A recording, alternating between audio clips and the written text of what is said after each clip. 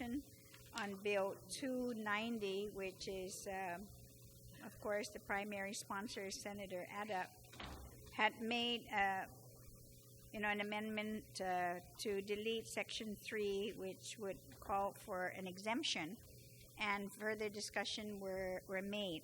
So, and there was some discussion, but I had not called it for a vote. So I'm going to ask Senator Ada again, if you can please then repeat your motion to withdraw your motion to on Section 3, on the deletion of Section 3. Yes, Madam Speaker, I move to withdraw the motion that I had made to delete Section 3. Thank you. So any objections to that motion? There being none, so ordered. Senator Respicio, you're now recognized. Thank you very much, Madam Speaker. Madam Speaker, I rise to fully support Bill 290-33 as amended by the author. And I certainly want to commend Senator Tom Ada for everything he's doing with respect to his, not only his overall committee oversight, but particularly when it comes to the issue of land. And this is one bill that recognizes the needs, in particular the mayor of Inarajan and of the Inarajan Municipal Planning Council. I spoke with the sponsor of this bill on page 2, line 13, regarding exemption. I certainly understand why we would have to recognize the current statute, which says that any land exchanges or an appraisal is required. But in this case, because it's an administrative transfer of government land from one government agency to another government entity, I want to leave that waiver in. But the other thing I brought up yesterday is that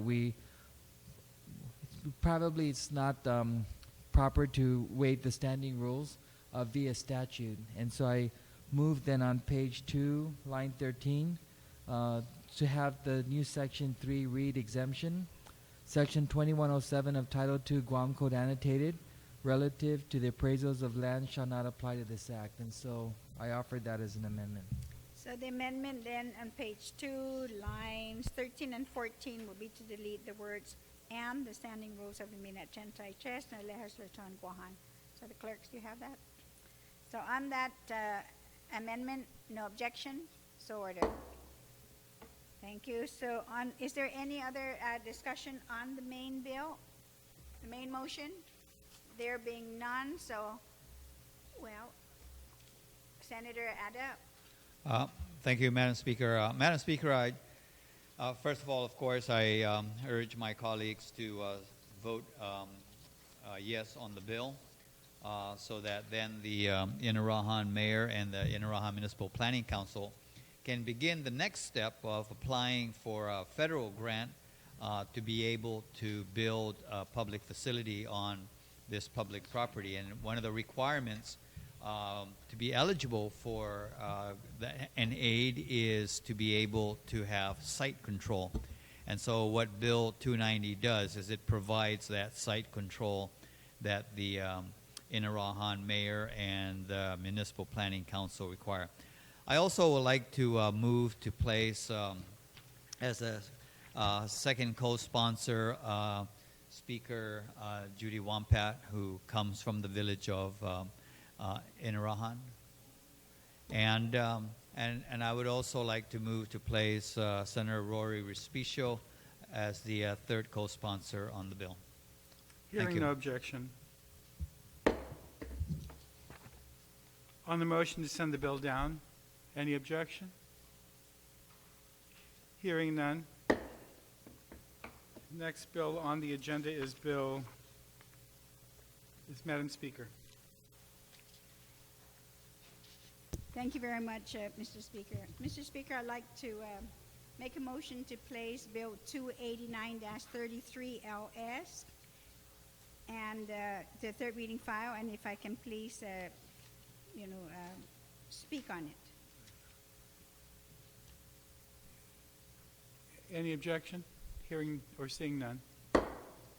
Thank you very much again, Mr. Speaker. Mr. Speaker, Bill 289 does several things. This, actually, there is a law already in place addressing the alternative financing or financing of the renovation of the Guam Memorial Hospital Labor and Delivery Ward. And as the discussions continued, and as everyone started to look at exactly what the law actually would call for, Gita had approached the legislature, myself, and the doctors and the administrators of the hospital, that there's some language here that might be a little bit prohibitive in moving forward all 4 phases of the renovation. And as explained to me by the director, the new director of Gita, that the original $7 million would be insufficient based on a language that we had included, which was total cumulative amount, which will allow them then to kind of separate out principal and interest, making available only $5 million. And that with that number, of course, the request for an increase, I was hesitant to consider. But when we were going through the scope of work for the 4 phases, trying to see what we can do to live within that $5 million, we found out that it was really prohibitive and that it would end up costing a lot more. And thirdly, we don't know when, again, the monies would be available to move on to phases 2, 3, and 4. The other thing is to let my colleagues know then that when we decided on that $7 million, it was actually based on several things. That we had gotten word that $4 million from OIA was to be received by the government at the time when we heard the bill by the director, Mr. Joseph Verga, the CEO and of GMH at the time. Well, apparently then the monies either didn't come in or they didn't go to the hospital. Either way, the hospital didn't get it. Then there was another announcement again that, there was supposed to be, some monies coming in. And again, this time Mr. Berger said it was literally not in millions, but just a couple of hundreds of thousands of dollars.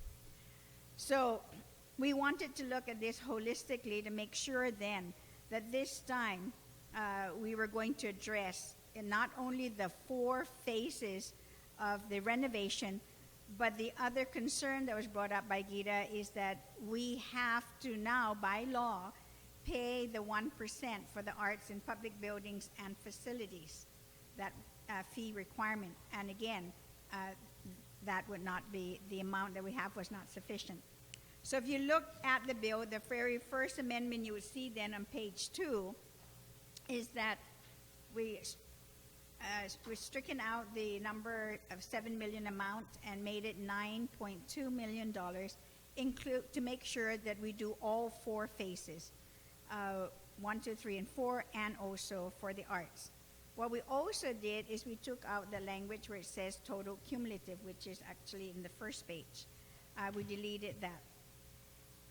After we've done that, and saying the main thing that we wanted to make sure is our debt obligation, $600,000, and we want to keep it at $600,000, and that we want it to be continuously appropriated then annually to pay for principal, interest, and debt reserve.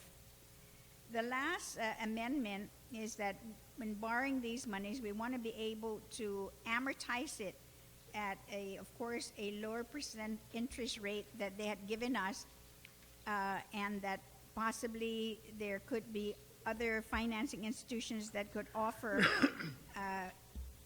do the financing at a lower interest rate. Either way, then we needed to increase it to 25 years rather than 20 years. The last language that's taken out is that in no case shall any amount of this be refinanced, is to remove that, because if by any chance, of course, the interest rates go down, we don't want to lock ourselves in at the higher interest rates. We want to be able to allow the government to go in and refinance it. The bill was sent then, of course, Gita had sent the bill over to Bond Council, and Standards had basically sent a message to them by looking at the bill and making some amendments to it. The amendment that you have with you, and that is, of course, to the original bill, but it's not in this particular bill, so I'm going to ask legal counsel then to put that in then as an amendment to the original bill. And what it would do is it will replace the language which will say now that the business privilege tax pledged or reserved may only be pledged or reserved on the basis that that is subordinate to the pledge of revenues from the business privilege tax that secure the government's business privilege tax bonds. Currently, the privilege tax bond series 2011A, 2012B1, 2012B-2, 2013C, and 2015D, as well as any future bonds, collectively the business privilege tax bonds issued under the indenture relating to the business privilege tax bonds, the indenture, as well as the parity obligations permitted to be issued under such indenture on a basis that is in accordance with and complies with such indenture. This is language that actually came from bond counsel to Gita, and they had forwarded the information to us. And in the packet, of course, Do you have a copy of that yes, amendment? everybody has a copy, right? Everyone? Okay. And in the letter, of course, that Gita had sent, basically, said it in simpler language, I suppose, versus what legal counsel bond counsel did. But they were, in essence, saying, and in his letter, and it's in the committee report, the last sentence, well, two things he was saying is that due to the manageability size of this financing, a subordinate lien of the 3% BBT will be sufficient in securing annual payments. Public Law 31-76 does not prohibit the government of Guam from securing a financing with the 3% pledge BBT so long as the pledge is subordinate to the BBT series that I just mentioned. And lastly, Gita therefore recommends that the $600,000 annual appropriation for the principal and interest payments be appropriated as a subordinate lien of the pledged 3% business privilege tax. And in the original bill, what it was is that it took the balance of that 4% of the BBT, the 1%, using that, not knowing, of course, where we are with the 3%. And then, of course, the language, rather than touching that 1%, is that it would come subordinate to the other 3% that is currently under those series that I've mentioned. So that's the only amendment that I would like to add to this bill. And the amendment isn't in that letter or in... He did mention it, but it's not. So he mentioned it, but we wanted the exact language. So we contacted Gita, and Gita contacted bond counsel, and then they sent us the language. So everybody has a copy of the bond counsel proposed... So what you have was written by bond counsel, standards. Okay. Anybody wish to comment, address the bond counsel amendment, recommended amendment? Any objection? Any objection to amending? Any objection to the amendment? Please. Senator Torres. I just want to be clear that you're referencing line 6 of page 2. It doesn't seem to line up with my copy.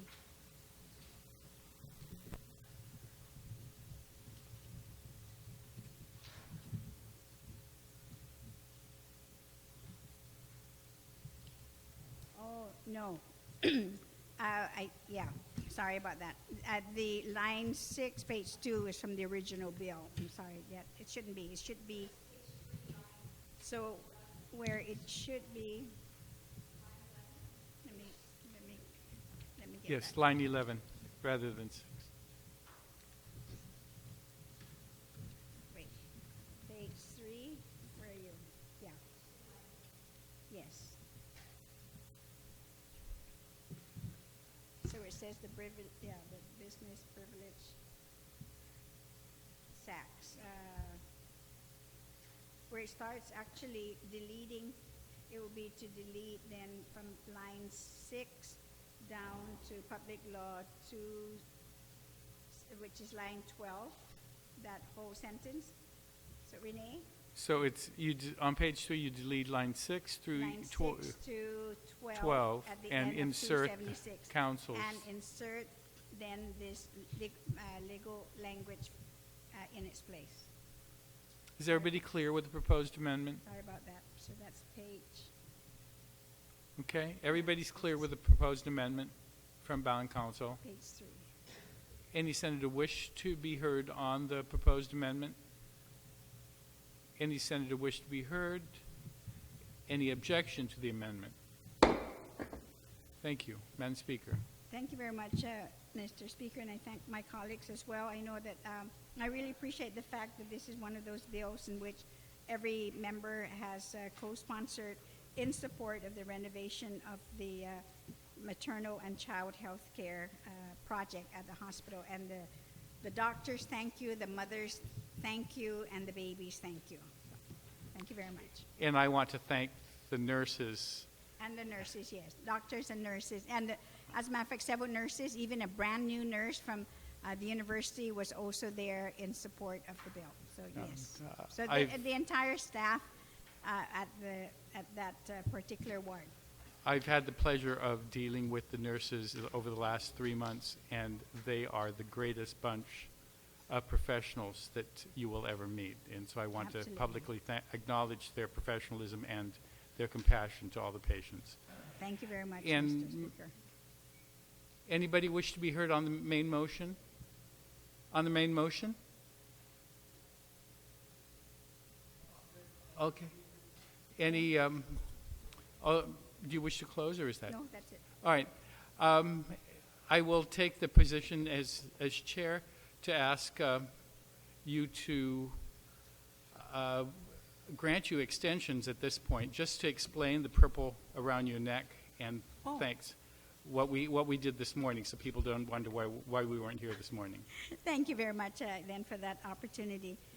Mr. Speaker, earlier this morning, Senator Frank Blas Jr. had approached me prior to calling us into session and basically had explained that at Atacao Elementary School, that the entire faculty, staff, parents, their PTOs, and all the students, 100% of the students, had been preparing for the last 2 weeks, actually having a discussion about cancer awareness, and that they've reached out to their community and asked all the parents of the students who are attending the school if they can identify family members that they know of who they have lost in their fight against cancer, those who are currently survivors, and then those who are currently fighting cancer.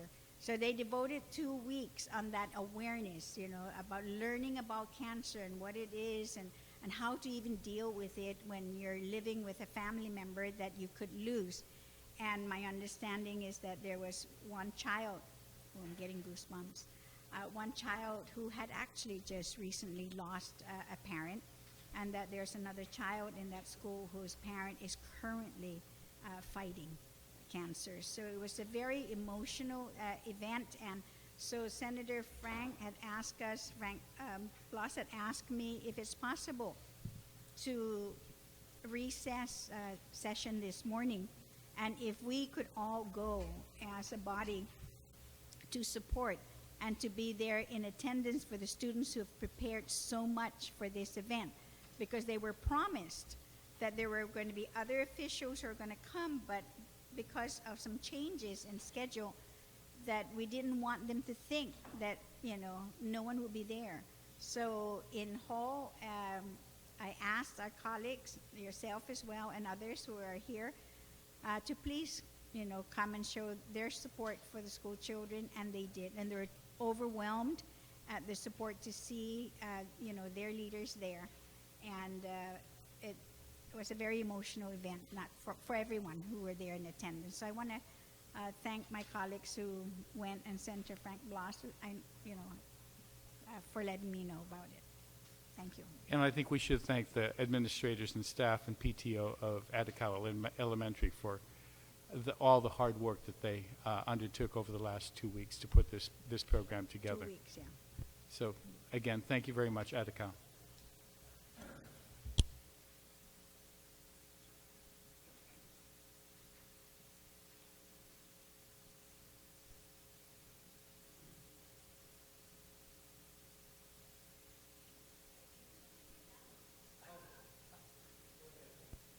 Since there are no objections then for 289 to go to the third reading file, so ordered. Thank you.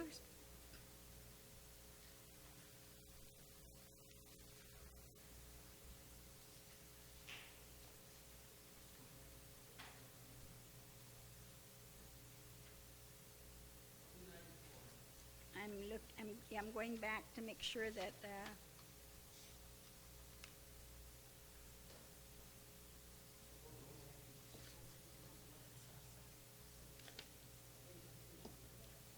Bill number 294, Mr. Vice Speaker, you're recognized.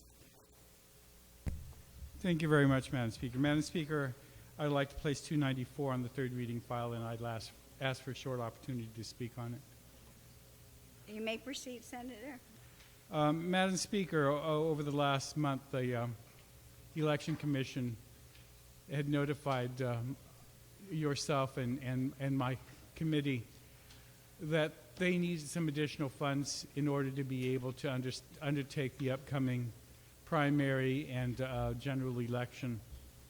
And we were advised that there was a need to add some additional precincts because under the current law, there's not supposed to be more than 800 voters per precinct, and there were at least 9 precincts that were in excess of 800, and some as high as 1,400, which delayed the elections, or at least slowed down the ability to be able to move people through those precincts. So they've now expanded the number of precincts by 9. They need to buy the stock to be able to get ready for the election, and there were various costs that were undertaken, and they needed it. They've also advised us of the need to pay outstanding prior year obligations. So we conducted the hearing last week, and we report the bill out, and I'm hoping for support. I understand that there may be an amendment that might be moved by the oversight chair to take care of all of the needs of the Election Commission. I just reported the bill out just as I had heard it, because we had to move it as quickly as possible. And so I just asked for your everybody's kind support for the Election Commission so we can undertake an election this August and November. And we were also advised that some of the expenses are to take into account some of the election law reforms that, besides the precinct numbers, some of the other new reforms that have been proposed by Senator Mary Torres and Senator Narissa Underwood as it relates to the age and electronic registration. So they're trying to implement the laws that have been passed by this legislature. It's costing them additional money, and they've come to us for assistance. And so I place this bill before us. Thank you very much, Mr. Vice Speaker. On the motion, Senator Respicio, you're recognized. Thank you very much, Madam Speaker. Madam Speaker and colleagues, I rise to, first of all, recognize our Vice Speaker who has oversight over appropriations, who has the very difficult job along with all of us, but he takes the lead when it comes to trying to put all the pieces of the puzzle every time it comes for budget to make sure that there's enough resources to go around. And it's through the Vice Speaker's efforts, Madam Speaker, that this legislature has consistently passed a very conservative budget. And in that budget process, the Guam Election Commission, as you know, they submit their budget to the legislature. They give a courtesy copy to the Bureau of Budget and Management Research. And in their budget digest form, there's never really a category for them to book the outstanding obligations, the prior year obligations, but they always indicate this amount in their cover letter. And so when the Vice Speaker introduced this bill to authorize the governor to identify and transfer the first amount of $308,000, the Director Pangilinan came back to the Vice Speaker's Committee on Appropriations and said that they're requesting that the amount increase from the original request by an additional $25,278 to cover additional costs of the Guam Central Voter Registry system. And also in the same letter, Executive Director of the Guam Election Commission also recognizes that their total prior year's obligation is $370,531, but yet through their own cost-saving initiatives, they've identified $104,000 of carryover. So they've used $100,000 of that to bring down this $370,000 prior year's liability they have. And so, in looking at the bill that the Vice Speaker has before us, Madam Speaker, I just want to make sure that we assist the Guam Election Commission by recognizing the total amount that they have requested from us to continue to challenge the governor to identify and transfer the monies needed for the Guam Election Commission, and that's what this authority seeks. And so I prepared an amendment, and it's been passed out to raise it to the new amount reflective of what the true needs of the Guam Election Commission is. And so if you add everything up, what they're requesting plus the $270,000 for their obligation in prior years, it's going to come up to $604,769, Madam Speaker and colleagues, and it's still within the confines of the original intent of the bills to have this identified and transferred by the Governor of Guam. And also, Madam Speaker, in Section 2 of this bill, it just reaffirms what was done in a current legislature in the previous budget, where there was no objections to authorize and provide authority to make payments and obligations in prior years. And so I offer this as a floor amendment. On the amendment, anyone who would like to speak on the amendment? There being none, I know everybody's looking at their shoes, so ordered. Thank you, Madam Senator, Speaker. Do you have any other? Nothing? Okay. Would anyone like to speak on the main motion? Senator Torres, you're recognized. Madam Speaker, I rise in full support of this Bill 294-33, and particularly want to recognize, too, my support for the amendment proffered by the retiring Speaker. I think one of the things we have to understand and appreciate about the Guam Election Commission and their present state is that they're not only dealing with some election reform measures that we've introduced in this legislature, this legislative session, but they're also realizing an increase in interest in voter registrants that are coming on board, and even I think the director testified that as many as over 60 people have availed themselves of the online registration that's available to them right now. But I think that what's most important about the amendment as well, being put into the mix, and asking that the Magatlaking Guahan identify and transfer the amounts necessary for the prior year obligations, is that those prior year obligations were something that was not foreseen by the Election Commission, and a great majority of it was the result of litigation and election challenges. So, in some ways, it really is through no fault of their own that they had incurred a substantial amount of money for legal fees to defend themselves and to take matters that were challenged before the courts. So I just want to rise in full support, because I think that the Guam Election Commission has also demonstrated that they're very willing and able to make do with what they have, with what limited resources they have, but they're also reacting to the increased voter interest. They've also had to reconfigure their precinct numbers because of the growing number of voters that have now been identified. And I just call for the support and just want to also acknowledge our Sidus Maasi for their cooperation and facility in our legislation that we've passed prior and going forward. Thank you. You're welcome, Senator. On the main motion, is there anybody else interested in speaking? Mr. Vice Speaker, would you like to close? Just before I close, Madam Speaker, if I could just add Senator Respicia and Senator Mary Torres as co-sponsors. On that motion, no objections, so ordered. And then to motion that the bill be sent down. And the motion to send 294 to the third reading file without any objections, so ordered. Thank you. Bill number 295, Mr. Vice Speaker, you recognize.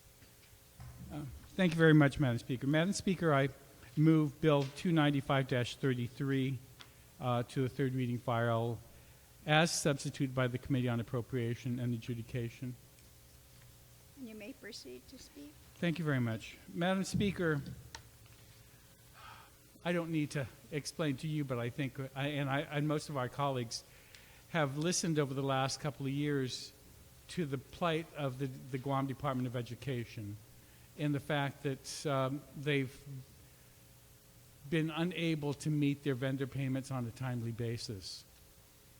And we have also tied some funds directly to Guam Department of Education by the Territorial Education Fund. It's been unfortunate that over the last several years, the Territorial Education Facilities Fund has not collected as much as we thought that we had projected for them. And as a result, over the last 3 fiscal years, they were shorted $13 million, which resulted in them not being able to keep up with their vendor payments. Last month, when the CRER came out, the Consolidated Revenue and Expenditure Report came out, I was elated to see, oh no, it was a special revenue fund report that came out. I was elated to see last month that the Special Revenue Fund for the Territorial Educational Fund showed that our projection was conservative, and we were projected to receive almost $8 million more than what we thought had projected and budgeted for in the budget law. And so Senator Underwood and I got together and decided that maybe what we should do is we should take any amount above the amounts that were projected and put it into a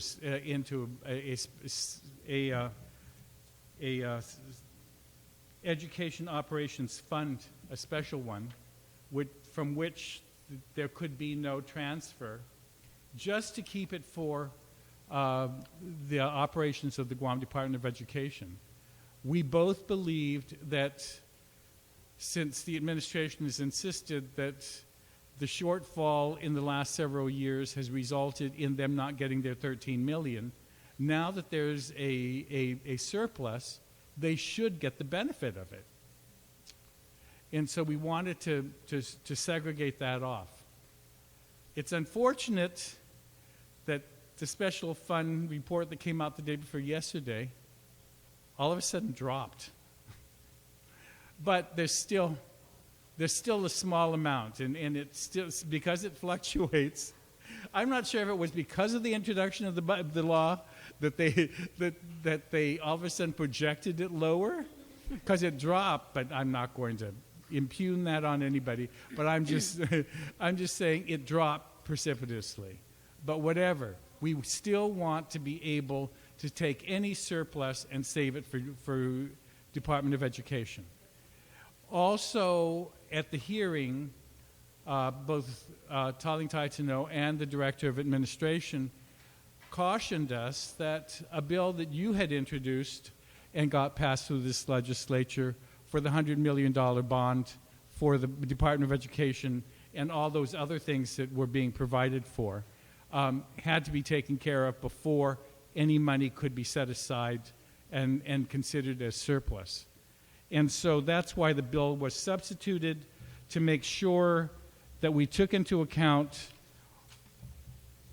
all the amounts that were needed to pay for the $100 million bond and to take care of all of that list of projects that you had gotten through in another piece of legislation, Madam Speaker. I forget the public law number, but we've taken into account all the public laws previously passed by this legislature to use the TEFF for, and just said whatever amount that there is over this amount would go into this special fund and save there, and would not be subject to the transfer of the governor. And unfortunately, it's less than what we originally thought, but at least now we have the savings account that's created, and we're not being able to put in as much as we thought when last month, because yesterday's statement was much lower. But still, we want to create that savings account, and we want to make sure that that money goes in there. Okay. And so I ask for my colleagues' support in this. We've taken into account the concerns of the Deputy Director of the Department of Education for Finance, and we've also taken into account the concerns of the Director of Administration in this substitute bill. And so we feel comfortable that this small savings account is at least a small savings account that hopefully next month might go back up again. Because I think property taxes were due this month, so maybe there might be some, but I don't know. So thank you very much, Madam Speaker, and I ask for my colleagues' support in passing this piece of legislation, creating this new account. Thank you. You're welcome, Mr. Speaker. So on the motion then to send 295, 295-33 to the third reading file. Yeah, no, that's what I'm saying. On the motion. So, Senator. Thank you very much, Madam Speaker, for recognizing my request to speak on the main motion. I want to first of all thank the main sponsor, Vice Speaker B.J. Cruz, for being alert and paying attention to the potential excess collection that we might have under the Territorial Education Facilities Fund. We had received, as we had received in previous years from the Department of Education, actually a request for a supplemental budget. And we all know, as Vice Speaker had noted, the plight of the department. This, no matter how small the amount is that we might be able to collect and deposit into that special fund, I think it's really encouraging for management and the board and the students and the educators to know that we're paying attention, and whatever it is that we can collect for them and give to them is really well appreciated. During the public hearing, Deputy Superintendent of Finance and Administrative Services had indicated to us that there's more than $1 million right now that they have outstanding vendor payments that need to be paid that are over 90 days. And so just the fact that we have vendors are waiting again for more than 3 months, this would be much appreciated. No matter how small the amount is, it would help.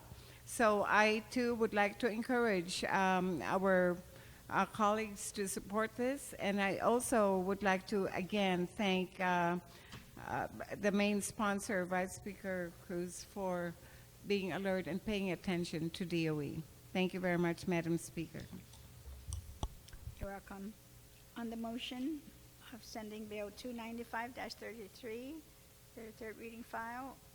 Is there anybody else who would like to speak? Okay, so on the motion to send it down then, 295, third reading without any objections, so ordered.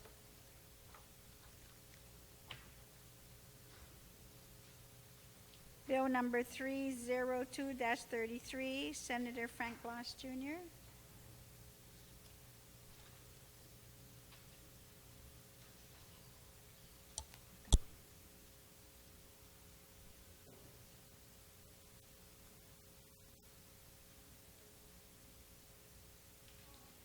Resolution. Yes, my apologies. I was looking for it and I couldn't find it, that's why. So, thank you. Thank you, Madam Speaker. Madam Speaker, I move to place resolution number 302-33 COR as amended by the author for consideration, please. You may proceed, Senator, to speak. I on then that. further ask that the resolution 302-33 COR be placed in a third reading, and I be allowed to speak to it, please. You may proceed. Thank you, Madam Speaker. Madam Speaker, 302-33, resolution number 302-33 COR is a resolution relative to encouraging the United States Congress to introduce and adopt legislation that will increase compensation for veterans residing on Guam and other geographically challenged areas in the Pacific for costs associated with obtaining treatment that is routinely available for other United States veterans. Before I go into what this resolution is about, I want to thank my co-sponsors to this resolution and all in their right veterans, and thank you for their service to our nation. And that's Senator V. Tony Atta, Senator Tom Atta, and Senator Frank Bielga Jr. This resolution came about as a result of numerous conversations that I've had and we've had with many veterans of the issues that they continue to have to contend with and deal with when it comes to trying to access the services that are available to them through the Veterans Affairs. Granted, and recognizing that there have been vast improvements to the system to include new services that are available, as well as a means to be able to go outside of their traditional facilities, that being, a Veterans Affairs Clinic or what we know here as the CBOC, the Community-Based Outreach Center, and the Naval Hospital. And granted that they can now go out to the community based on a understanding, if you will, with the medical community and using the choice card.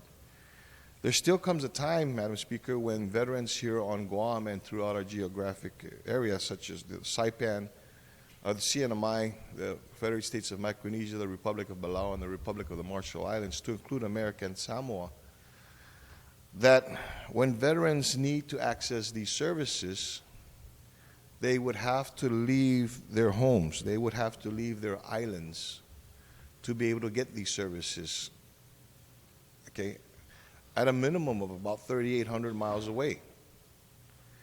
And when they're gone from here, they don't have the luxury of, first off, they don't have the luxury of being able to go home after outpatient services if that's what they need. They don't have the luxury of being able to have family with them during the treatment or during the healing process when they are required to be there.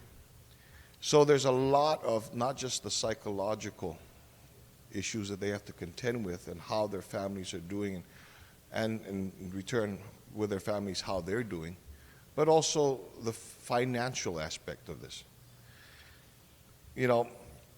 I can speak to an instance that is occurring right now with regards to a veteran and his family member, in that granted that they were allowed and they were able to utilize the services of the medical evacuation plane to get from here to Hawaii, in the interim, before the individual is getting their services, there was a lull of about a week and a half that there was outpatient services, or there was appointments that this individual had to go to, but then afterwards they had to worry about where they were going to stay and how they were going to eat and how they were going to get around. So it was these extraordinary costs that continues to mount for these individuals. They have to worry about other costs associated with trying to get this health care that other places, that other veterans in other places don't necessarily have to deal with, because the services are right there. In my conversations with the Veterans Affairs officials, I've asked point bluntly, I said, where else in your system do you require veterans to fly, to travel 3,800 miles by air to be able to access their services, and not recognize that that travel, there's costs associated with that travel? They admittedly said nowhere. So that said, Madam Speaker, in recognizing that there are a number of different mechanisms, there are different means that can be utilized to address these concerns, what this resolution asks is for members of Congress, in particular ours, our congressional representative, and at one point in time, Madam Speaker, we had the opportunity of meeting the congressional representative from Virginia, if I'm not mistaken, Congressman Rob Whitman, who I also brought this issue to his attention, asking them, as well as other members of Congress, to work on legislation to be able to find a way to be able to mitigate these costs that are associated with the services that they need. Now, in the Veterans Affairs system, there exists already a rating system where veterans are rated for the type of disabilities they have. You know, there was a discussion on being able to use that rating system and creating a category called geographically disadvantaged, to allow the veterans to be able, when they need to go away from their homes, fly away from the homes, to be able to get an increase in their ratings, to be able to offset or mitigate some of the costs associated with the care that they need. There was another suggestion during the public hearing that was held that through the government travel regulations that the Department of Defense and in some cases Veterans Affairs also utilizes, that there could be a mechanism there too as well to be able to provide them with the extra resources that could help in mitigating some of these costs. So what this resolution, Madam Speaker, does is, it asks Congress and it asks the Veterans Affairs Office to be able to look into the situation and to provide a means and a mechanism to be able to provide our veterans some assistance, the financial assistance, so they can get the services that they need and they deserve. You know, Madam Speaker, I end this by saying this. It really pains me when I have to hear from a veteran that while he was informed and advised and strongly recommended by his physician to go off island to seek further treatment for a service-related injury and for a service-related disability, but has to think as to whether or not he can go or should go because of those other costs that are not taken care of, that he has to continue to worry about. Those costs in making sure that his family is safe, his family, continues to strive and survive while he's gone. Never mind the fact that he doesn't have enough money to be able to bring somebody with him to help him in his treatment and the rehabilitation process. But it pains me when we have to hear this. And I firmly believe, as well as I'm sure that I can speak on behalf of my co-authors, my co-sponsors, that that's not what our veterans signed up for. That's not what our veterans deserve. We've got to try to do every way means possible to be able to help them. And so this is but one avenue that we can take to be able to do this. So with that, Madam Speaker, I ask for my colleagues, for consideration of my colleagues, to please consider favorably resolution number 302-33. And let's send this message to Congress. Let's send this message to Washington and the VA. Don't treat our veterans the way they're being treated out here. They deserve better. Thank you very much, Madam Speaker. You're welcome, Senator. On the motions, Senator Frank Bloss Jr. On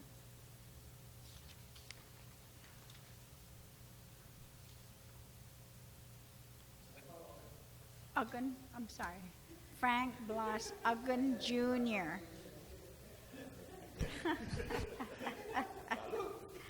This is Masaya, Madam Speaker.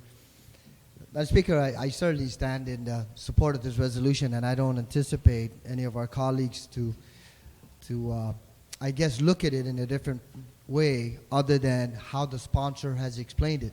He's very eloquently explained some of the challenges that our veterans continue to deal with on a daily basis, especially those who are retired and who are aging.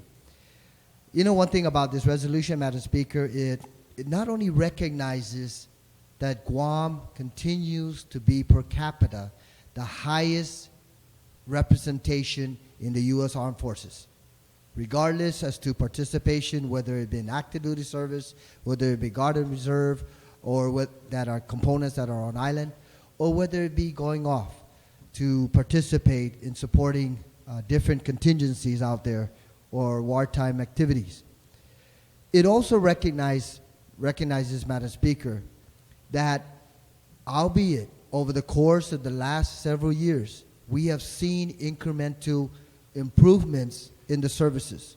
We can start off with the community-based outpatient clinic, where in fact it was previously a small portion of the old Naval Hospital wing. Now it's a facility which is located right outside of the Naval Hospital base area. We also recognize that there's a community outreach program in which services are provided, medical treatment services that are otherwise available at the CBOC are now being provided on Mondays or 3 days a week up in the Northern Clinic with the assistance of Public Health, and then 1 day a week in the Southern Clinic, again with Public Health providing that available facility. We also recognize that in addition to that, there's a medical card now that is available to our veterans here on island who can avail themselves of services that are not readily available at the community-based outpatient clinic. So if in fact they're not scheduled within 30 days of their call in terms of requesting assistance or support, then they have the option to be able to utilize that veterans card so that they can acquire services outside. Although there's a list of established medical facilities that they can utilize, that also has been provided as an additional benefit to our veterans. But the sponsor of this legislation hits at the heart of exactly why this resolution is being proffered.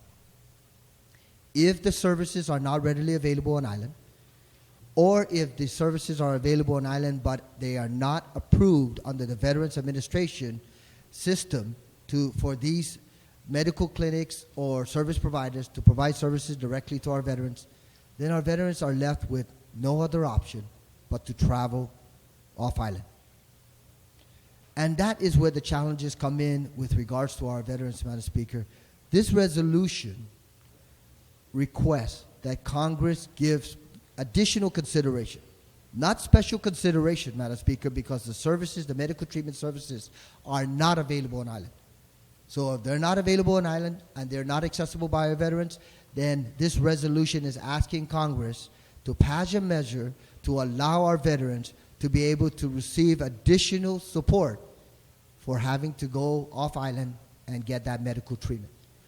Because in addition to our veterans traveling, in many cases, they need the assistance of a loved one or their spouse. When our veterans have to travel, in many cases, they're inconvenienced because they already have an injury that is directly affecting them. And then they have to travel 3,800 plus miles, if not to another facility in mainland U.S., which is an additional 2,800 miles. They have to travel, experiencing that pain so that they can receive treatment. In addition to that, not only do they travel because of limited personal financial resources, the Veterans Administration provides support for our veterans to receive treatment elsewhere. They don't necessarily pay for the spouses or one loved one to be able to accompany them, not in all circumstances. So they're taken away from their home, they're taken away from their family to be able to go off island and receive that treatment elsewhere. Those are the challenges that some of our veterans have to endure if in fact the services are not, medical treatment services are not readily available on island. And that's what this resolution is reaching out for, to bring to the attention of the lawmakers in Congress, to encourage them and to urge them to give additional assistance and support to our veterans who have served our island and who have served in many wars in the U.S. Armed Forces. Give them that additional consideration so that in fact our veterans are not inconvenienced after extending their services in uniform. You know, Madam Speaker, this resolution also goes a little further because it not only takes into consideration the veterans of Guam, it also reaches out to CNMI veterans. It also reaches out to the Republic of the Marshall Islands. It extends some of this request for additional consideration for veterans who are serving in this part of the world. Because our brothers and our sisters who have also served and are serving in CNMI and some of these outlying islands in Micronesia certainly have to experience those inconveniences of being able to travel off island for treatment. So, Madam Speaker, I stand in full support of this particular resolution, and I thank the good sponsor for reaching out and asking if I could co-sponsor it. But in the same token, it is something that our veterans have requested for a number of years. And I stand here, I commend the sponsor for introducing this measure. I certainly support it, and I encourage our colleagues to do likewise. Thank you very much, Madam Speaker. You're welcome. Senator Frank Blas Agun Jr. Senator Tom Ada, you're recognized.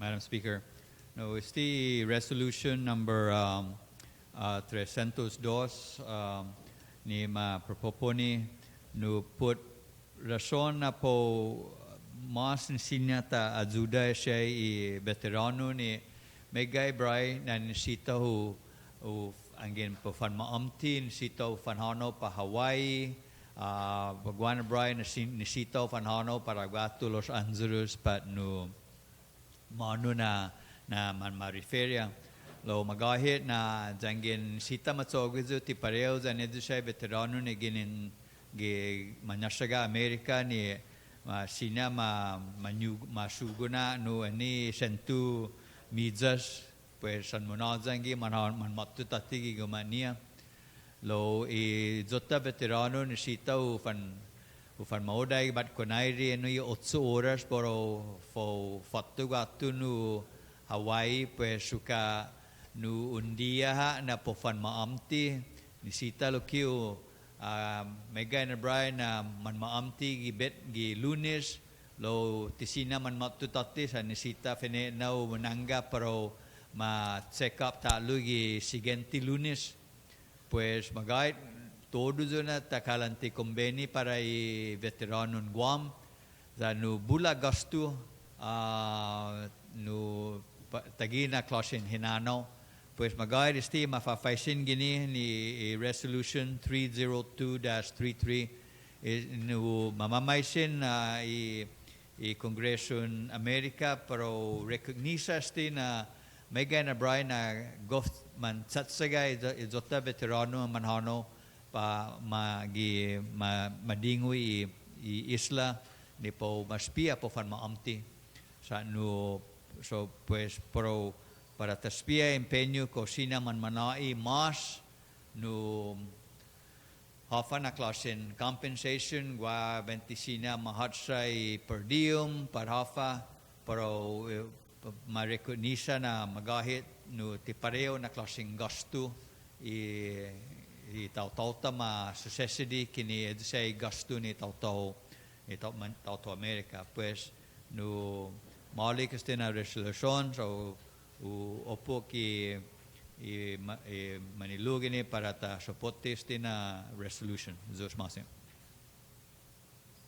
You're welcome, Senator Ada.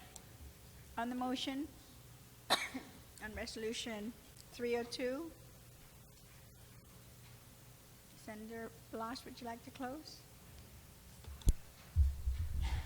Thank you, Madam Speaker, and I want to thank the two speakers that also spoke, but two sponsors that also spoke on this. Again, I ask my colleagues for further consideration and further support, please, for this resolution. Madam Speaker, I need to, again, my co-sponsors in this thing, in this resolution, they're not merely just names that were placed there because, of the service they provided to our community, to our country, and members of the body. They are individuals, they're men who have taken to heart and listened to veterans, to their fellow service members, and helped to contribute to the conversation, the discussion, as well as to putting together this resolution. And I also recognize that all of our colleagues here at one time or another provided or had or listened to the same plight and the same concerns and the same issues that our veterans have to go by. And I hope that I'm not speaking out of turn on a thing, but I'd like to make a motion now, Madam Speaker,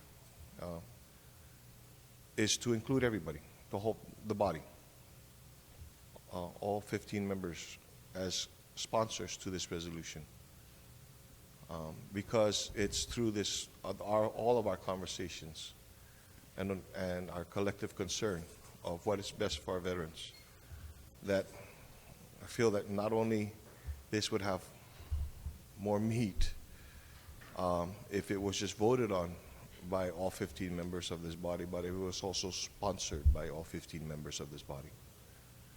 So with that, Madam Speaker, I make that motion. On the motion then to add all the other members of the body to be co-sponsors and in alphabetical order after Frank B. Uggan Jr. No objections, so ordered. Thank you, Madam Speaker. And with that, I move to okay, move it the on. motion to send 302, resolution 302-33 to the third reading file without any objections, so ordered. Senators, we're going to take a brief recess.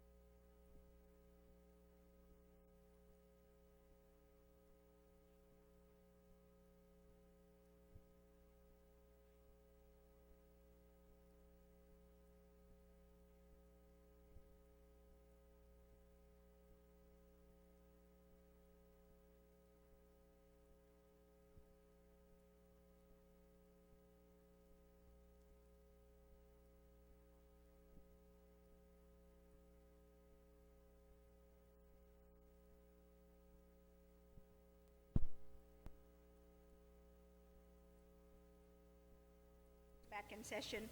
Senators, the other day we were on bill number 190-33, and Senator Frank Blas had the floor, basically asking for clarification of the 300 hours of postgraduate clinical experience and how that relates to the 18, complying with 18 months, unless you would like to reiterate. But that's where we left off, and that the author was going to get some answers so that we'll be able to clarify that and be able to move, to satisfy you in your questions. So, Senator, you still have the floor. Thank you, Madam Speaker. I'd like to yield my time back to the author. There was, I thank you for that opportunity to take that break so that he can get the answers. I see the issue, I see the point there, and the author has got the explanation actually that has sufficed for me. Okay. So I'll bring it back to him. Other than that, I don't have any concern. So, but since he had asked the question, then I'm going to yield then to you, Senator, then to provide some answers. Thank you very much, Madam Speaker. Madam Speaker, the question was on the intern license, whether it be for the professional counselor, mental health counselor, or the marriage and family therapist intern license. The question was, are we keeping it open-ended for this intern to be able to acquire the 3,000-hour postgraduate clinical experience? And based on discussion with the stakeholders, the models really, like if we were to look at the model laws in the states and the U.S. mainland, the intern license is provided even prior to you. Once you've completed the graduate program, then you're able to already be licensed, right? And so with this here, the onus really is on this intern to work in getting the postgraduate clinical experience completed on a timely manner so that they can be now eligible for full licensure. The onus also is on the full licensed mental health professional who is supervising this intern to ensure that the intern is in fact working to acquire the the 3,000 hours in a timely manner. The reason why we don't put a timeline and require them to be done within a specific amount of time is that we recognize that certain circumstances may arise that would prevent them from completing the postgraduate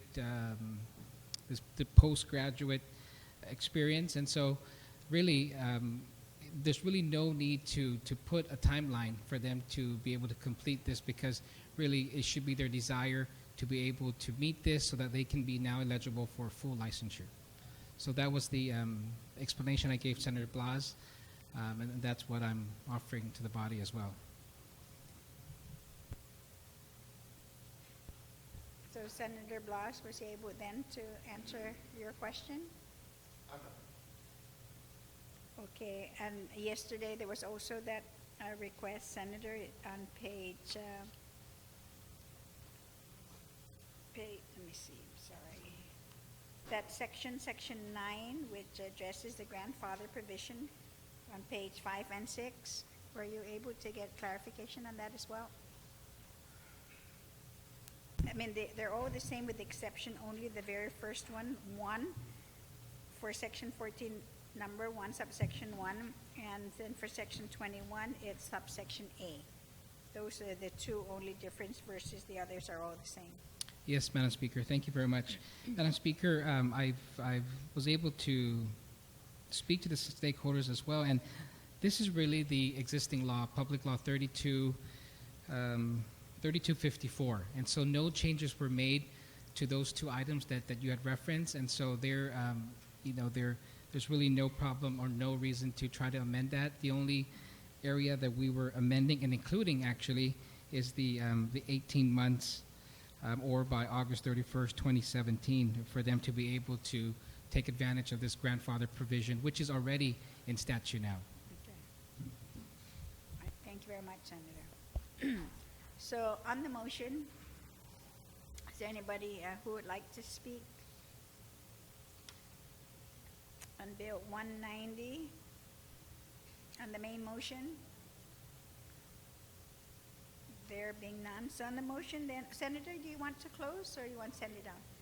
So on Bill 190 to be sent to the third reading file without any objections, so ordered. Thank you, Senators.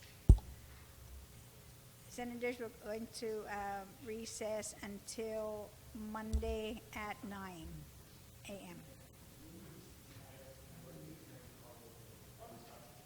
Lunes gi alas 9. Pt.2 tatlo i-session. Alas 9. En gin gaigi todo hamzu gini, pues alas 9. Recess.